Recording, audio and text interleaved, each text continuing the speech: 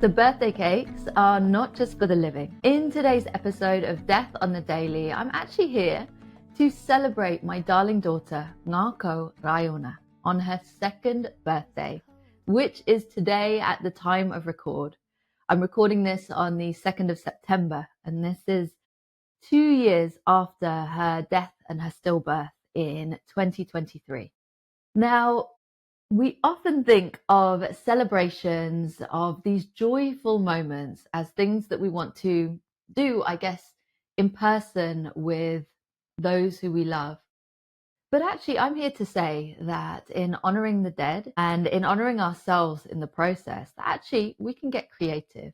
And even if, like in my case, it's a daughter who actually never got the opportunity to walk the earth, with our darling daughter, it was due to a birth defect that meant we had to go through a termination for medical reasons. And I'll actually link in the show notes and in the corner of this video, if you're on YouTube, the video that has our whole story, which I won't go into today. But one of the things that I'm always fierce about for my daughter is actually, of course, she's going to be getting the birthdays. Of course, she's going to be getting little things that feel right for me and for my husband, for us, and how we want to celebrate her. So to start today's episode, I'm going to be blowing out the candles for our darling girl. I'm going to be wishing her a happy birthday, and I'm sending her up in the starry skies all of our love. So as I was reflecting on how I wanted to celebrate and honor my darling daughter in this space, I celebrate her in every episode because I carry her with me in everything that I do, all of my work in the death and grief space. But specifically for today, I thought, let's honor the journey. Let's honor those 2 years. And let's honor not just her, but myself, my husband. Because actually for us grievers, we are really in it. We have been through so much. And I think just as much as it's wonderful to acknowledge our beloveds on these birthdays, anniversaries, and other meaningful moments, I think it's equally as important for us to really honor and acknowledge ourselves. So I thought I'd start this episode with a question that I ask a lot on Death on the Daily, and that is, how am I really feeling? This is a question that for so many of us, when we move through life and say a default, which I said for so many years and still do sometimes, hey, I'm fine. Yes, all good. We deny the depth of our reality and the fact that our reality can have a multiplicity. Many things can be true at once. For example, if I look at the last few weeks in our journey towards our daughter's second birthday, I know how much anticipation this day brings up in me. Because there is a bit of an unknown. How will I be feeling? Will I be really griefy? Will I be okay? Will I be numbing? Will I be avoiding? So first off, I want to acknowledge in how I'm really feeling that over the past few weeks, I've definitely seen myself almost searching for how I should be grieving. But actually, I want to honor myself in that of spotting it. So I spotted it a few weeks ago. Actually, I was being grief coached by one of my peers, and it was something that came out really powerfully in that session, and that there should be no shoulds in this. I just need to meet myself exactly where I am. And in doing so, in finding that gentle presence as much as I possibly can, I was able to witness that in mid-August, I had, exactly as I had actually last year, I had a really griefy week. I was in the weeds of my grief. But actually this year, again, I want to honor myself, firstly for being present with it and not numbing and avoiding like I did last year, but also in taking forwards a powerful lesson that I integrated last year. And that was the need for me to clear space, to rest, to just be in mid and late August as we flow through into September and her birthday. And that I did. I actually booked a week off, which was where my grief collided, and it was exhausting. It was raw. There was lots of tears, but also there was lots of supporting my nervous system. There was lots of flowing forwards in calmness, in hope, in connecting into the love that I feel for our daughter, literally on every second of every day. But alongside those griefy periods, there's also been moments of fierce pride. There's also been moments of joyful memory sharing, where my husband and I have shared memories with each other of pregnancy and the little joyful moments through that, or the do you remember whens from when we were going through the tragedy of the termination for medical reasons and preparing and going into hospital for the induction of labour and then her stillbirth and then meeting her.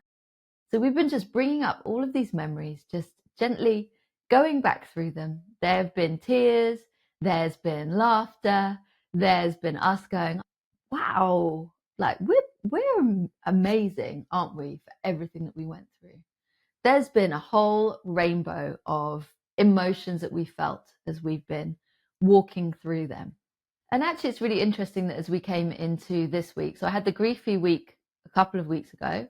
Last week was okay, and I call myself out. I take lessons forwards that last week I did overschedule myself for a lot of it. But as we moved into this week and with the space that I cleared, it's actually felt very joyful in celebrating her continued presence in our lives as we celebrated, obviously, us as a family and everything that we navigated as we celebrated her birthday. For example, I let myself go into all of these little things like buying the cakes that, if I just grab one here, that looks, for anyone who's watching on video, you can see it. I mean, it's actually supposed to be a little bear, but it sort of looks a bit like a lioness. And I found these cakes and I thought, oh, they are just perfect. So there's been a lot of joy in all of this to celebrate our little lioness-hearted one. And I think for me, what I've really connected into is just that we are humans of many different realities being true at the same time. And I think for me, what I call myself out on is where I try to paint myself with the grief brush. I've got to be this certain way. Again, those shoulds. And actually, what I've really enjoyed this year is just saying on any given day, where am I at in my grief? Being able to connect in and say, hey, body, how are you? How are you really feeling? That question is so powerful and so important. So now I thought I'd share a little bit about what we've been doing to celebrate her. Because this episode, in my mind, is like the birthday party that I won't get to throw for her in real life for all of her little friends and all of our friends, etc., to come and celebrate her. But we've been doing lots and lots of stuff just as our little family unit, myself, my husband Jordan, and our 2 rescue pups. So firstly, yesterday we went to visit her at her woodland burial site. So she's in the butterfly garden at this beautiful, beautiful place called Green Acres. It's in Epping Forest. The butterfly garden is where the babies and young children are buried. And what that does is really just fill my heart with just comfort, knowing that she's not alone. She's in her own little creche. She's with her own little buddies who are so loved as well, so wanted, and really do matter. And every time that I go into this butterfly garden, I just get such a feeling of coming home to her. So before we went to the butterfly garden, I created a nature wreath that in truth looked like a bit of a mess by the time I finished it. But I know that it's a thought that counts. And also I had a lot of fun as I was creating it. So we took that as a little gift from nature alongside 2 buddleia flowers, with buddleias being her plant. It was a plant that I connected to through pregnancy because it started flowering very soon after I became pregnant. So every morning I would go out to the buddleia bush in our garden. I would smell one of the flowers. And actually when we went into hospital for her stillbirth, I actually asked the bereavement midwife if I could take one of those flowers into the hospital with me, so that then I could put that flower next to her little body and I could smell that flower. And therefore, forevermore, her image is etched in my mind anytime that I smell that flower. So our buddleia bush, rather beautifully, is dying back as we go into autumn, but it had 2 sprigs left. So I, with gratitude, received those little sprigs, snipped them off and took them to her graveside. But we didn't just stop there in the celebrations. I also today have been singing to her a lot. And it's a bloody good thing that my husband has been out playing golf all day, because I've literally had this one song, which is an affirmation song from Spotify, that I actually used to sing to her during pregnancy. And I changed all the lyrics around and then slightly tweaked them as we were going towards her death after the diagnosis. And that song has such meaning for me. And I would say actually that if you're journeying through your own grief journey, music I found can be really, really anchoring. It can be really beautiful, but also really cathartic. It's helped me in being able to express my emotions. When I know I've got those tears sat behind my eye, exactly as I had earlier today, but they're not coming through, I'm suppressing them for some reason, or they're just not flowing. I found that putting that tune on, singing the song at the top of my voice to her, is so cathartic, and it's guaranteed to get me with those tears flowing. So I've had that song on repeat all day, which is why I'm really glad that my husband's been out at golf. Otherwise, I don't know, maybe he might divorce me or something.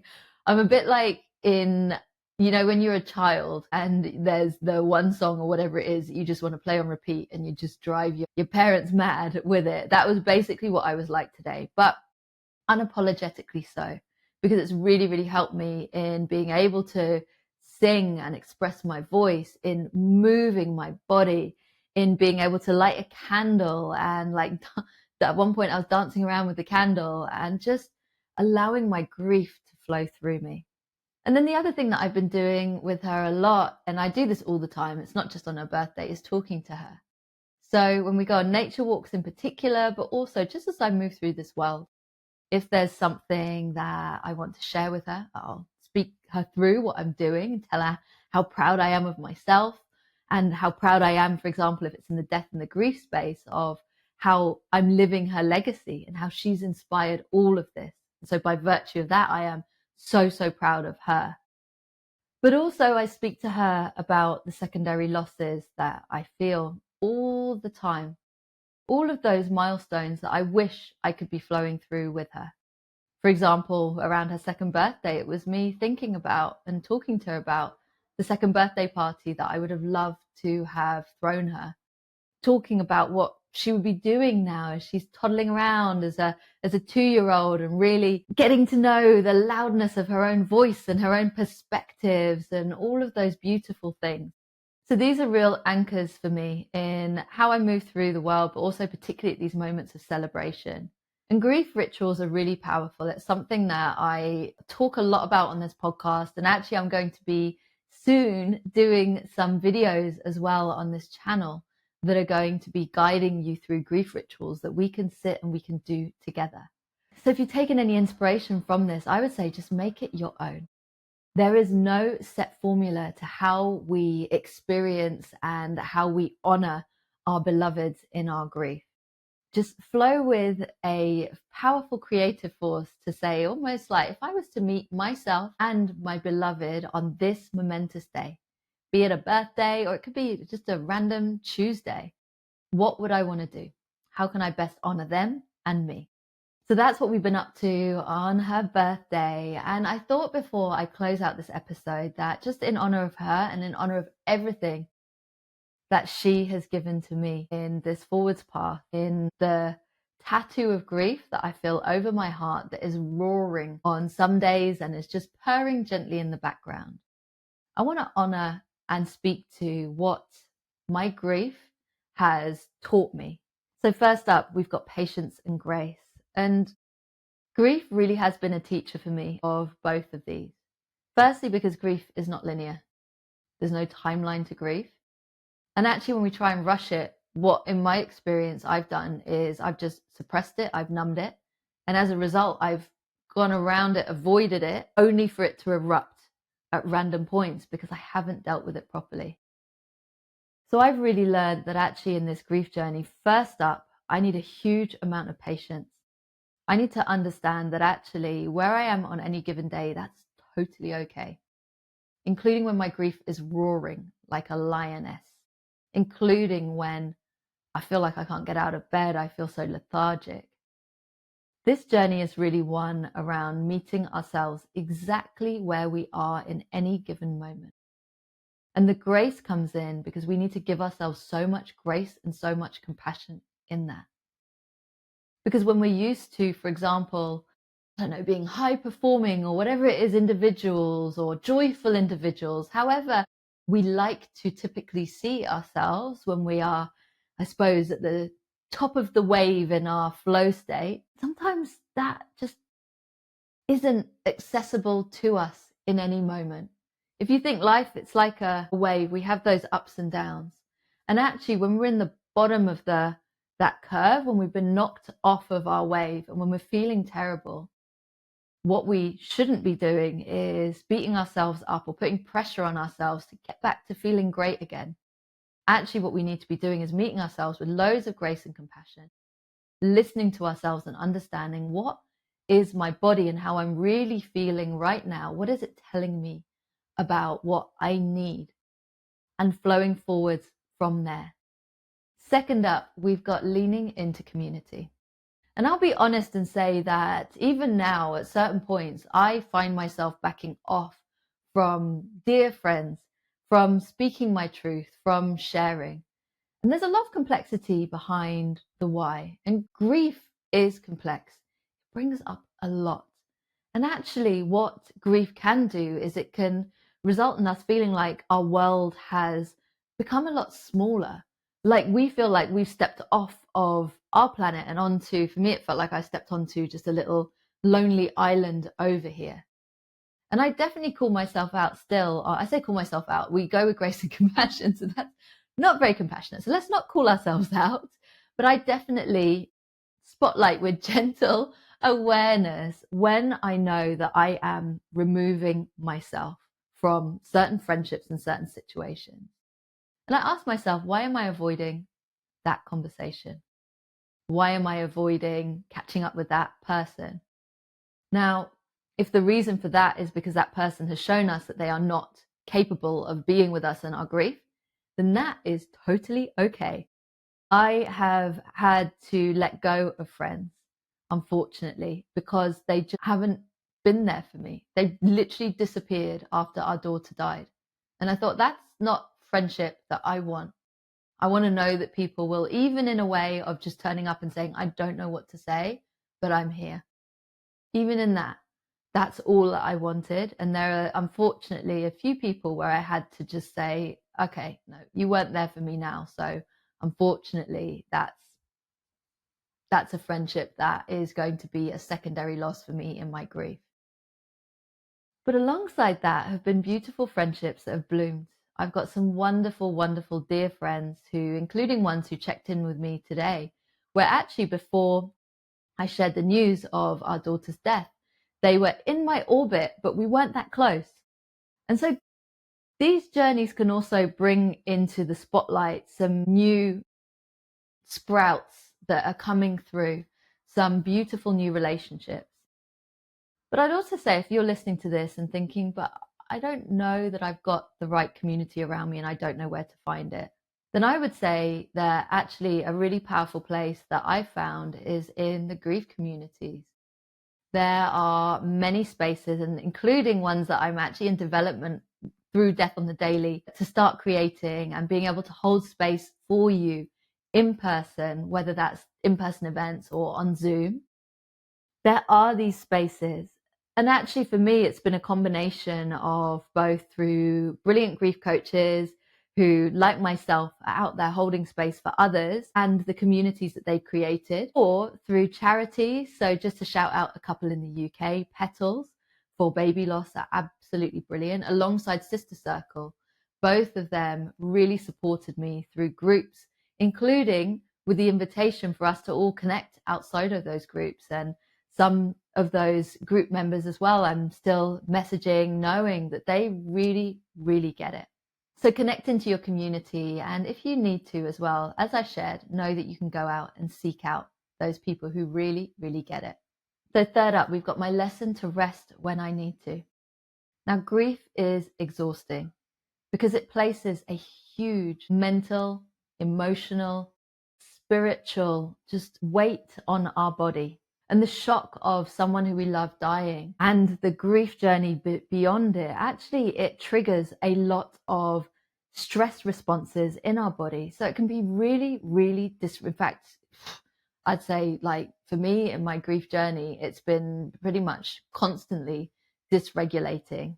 And within that, I'll acknowledge that a big part of it being dysregulating, as well as my mind is just ruminating. I'm trying to search, find meaning, but actually within that, there's a lot of processing that's happening, as well as a lot of aspects of shame, of blame, of guilt, of everything that just could be swirling at any one point. Now, that's not to say that I'm always feeling dysregulated, but what I've done is I have really listened within, and I've understood, when do I need to rest? When do I need to ground? When do I need to stop and take a few breaths? Because the reality is, as I know too well, we can be very good at masking these stress symptoms. That keep calm and carry on really is a part of, unfortunately, our philosophy in this modern world. But what that does is it leaves a nervous system that is just there, just spiraling, just in a state of dysregulation. And ultimately, what we're doing is just not listening to those crucial messages that are coming from our body that are screaming at points to say, stop, we need to take a break. So in my journey, it's been so important for me to regularly just stop, take a breath, maybe put my hand to my heart, and to connect inwards and to see, what is my body trying to tell me? By asking myself, hello, body, I'm listening. What do you want to communicate to me today? So if you wanted to, you can just do this right now with me, just taking that hand to that heart, taking that breath, connecting inwards. And with that question, hello, body, I'm listening. What are you trying to tell me? And actually, when I connect into my body is telling me I'm tired. One of the techniques that I actually use is I'll also sometimes imagine like a little battery level that I can see that's just right in the center of me. And if I connect in today, my battery's saying I'm 20%. It's been an emotionally exhausting couple of days with our daughter's birthday, but also a really exciting couple of days in some areas of her legacy and my work in the death and grief space, including me being a guest on Fubar Radio as a guest presenter, co-hosting the Death a Funny Business show.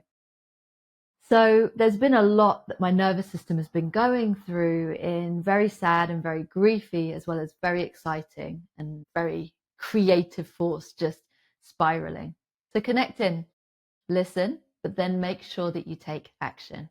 And fourth up, a lesson from my grief has been the resilience that I hold and really understanding the depth of it.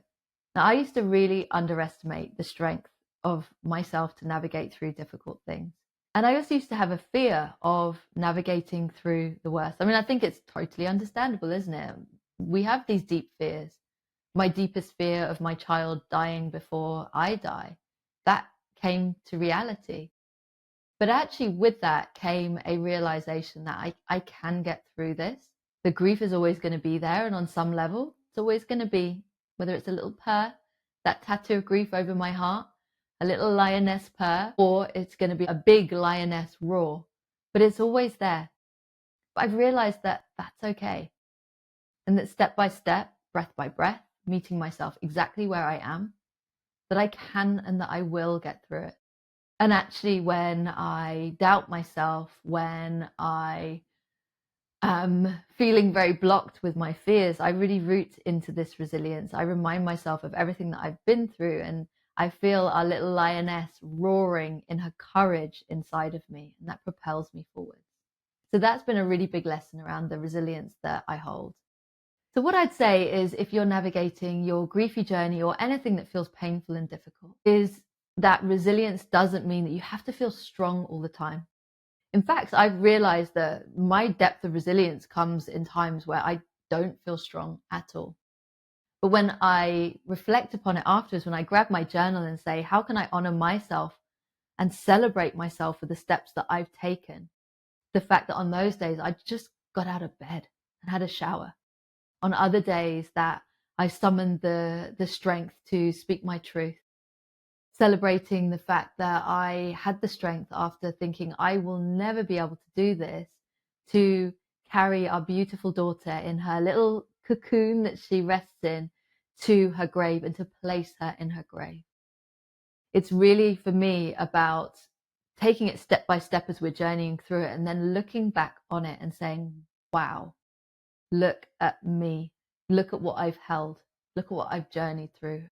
And finally, really bringing us full circle, I suppose, to the spirit that I've really felt through this episode of Death on the Daily, as I have very much been just spitballing it and just speaking from my heart. And that is around my growth through my grief.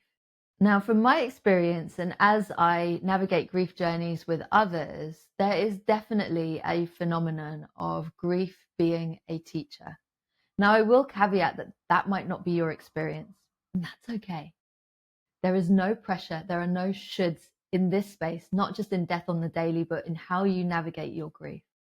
But when we look to the science, we see that there is science that backs up what we're feeling and what we experience when we do feel that actually there are these really powerful lessons and there's real powerful growth that can happen that can help to support our forwards path in life. And the science behind it is around something that's called post-traumatic growth. So the American Psychological Association has done a review of different researches, and what it's shown is that 58 to 83% of trauma survivors reported a positive change in at least one aspect of the following, and that is personal strength, that is appreciation for life, that is relationships, that is new possibilities, and that is spiritual growth. This really resonates with me and in my personal journey, not just from losing our daughter, but also from the grief at an early miscarriage and how that catalyzed the possibility that I could leave Formula One and leave my corporate career and retrain to become a coach. The fact that actually after my granddad died, that I really deepened into my appreciation for life and that understanding of, hey, let me make this count. Something that really deepened in losing our daughter. So there is so much growth that I have personally felt.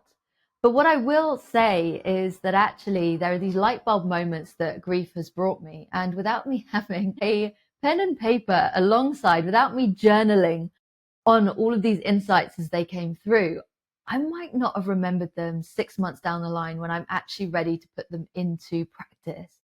So I'd say that in the space of understanding the lessons from grief, understanding where we can perhaps grow through our grief, I would say that actually there's a really important part of that, which is just capturing in your own way, whether that is through journaling, exactly as I do, or in my grief coaching, I have a client who absolutely loves leaving themselves voice notes. So on WhatsApp, they have a little chat with their own number and they go into WhatsApp and they will just give themselves a voice note when anything comes up. So it's about finding what works for you and putting that into practice, just gathering up these insights. And you never know, it might be that there's a random notebook that, like I'm always doing, because I'm always journaling in different places. I have stuff where 2 years later, I might find the notebook and go, okay, that's an interesting thought, or that's a cool idea, or oh, okay, that's a good reminder. I've forgotten about the fact I have this pattern. Let me make sure that I can make some adjustments here.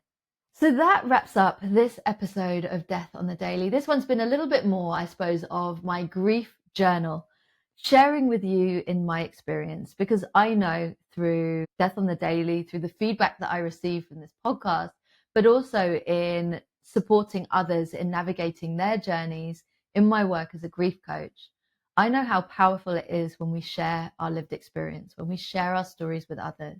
So I hope that whether it's that there was something in this episode that you thought, oh, that's something that I want to take forwards into my life, or if you're just here, you're just present, you're just witnessing me and my rambling, whatever you are taking from this episode, I'm so grateful that you are still here with me right now. I would also love it if you like this episode, if you like this podcast and you want to follow along on this journey, if you hit that subscribe button if you're not already doing so, as well as I want to hear from you. So if you're watching this episode on YouTube or Spotify, you can leave a comment under this episode. I would love to hear from you about any of your lessons from your grief journey, as well as how you celebrate your beloveds. And know that wherever you are in your journey, I and Death on the Daily are always here.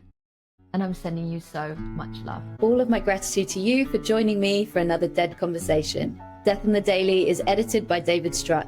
The music is Set Free by Katie Gray. And I am Tanya Wilkinson. And if you enjoyed this episode, I would be over the moon if you can rate, review, and subscribe. It really, really helps me to get the word out there. And if you want to say hi or to hear more about my work as a coach and death doula, including how I support my clients to navigate their death on the daily, then all of the ways that you can connect with me are in the show notes. I'll be back soon with some more Dead Conversations. And in the meantime, take good care of yourself and others. There's a cold fire, there's a crossfire, and there's something inside, and we'll never make